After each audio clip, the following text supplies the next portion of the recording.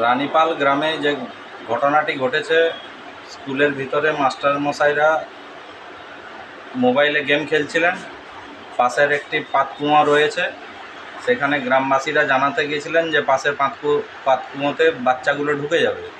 সেই সমস্যা নিয়ে মাস্টারমশাইরা চিৎকার করে ওঠেন এবং যখনই গ্রামবাসী দেখেন যে ভেতরে মাস্টারমশাইরা স্কুলের ভেতরে যে মোবাইলে গেম খেলছে, তার প্রতিবাদ জানাতে গিয়ে এই সমস্যার সম্মুখীন হয়, তাকে বিজেপি তকমা লাগিয়ে দেওয়া হয়। যাই হোক, বিজেপির একটা কর্মী আশা করছি আমরা বাড়লো।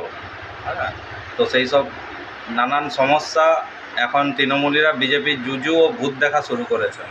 3টের সময় জনৈক ব্যক্তি গিয়ে শিক্ষকদের উপরে চড়াও হয়।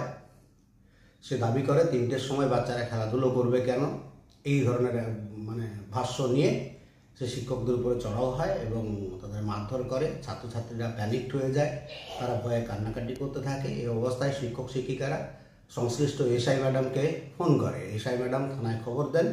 8 ঘন্টার মধ্যে পুলিশ গিয়ে ওই ব্যক্তিকে অ্যারেস্ট করে নিয়ে এসছে।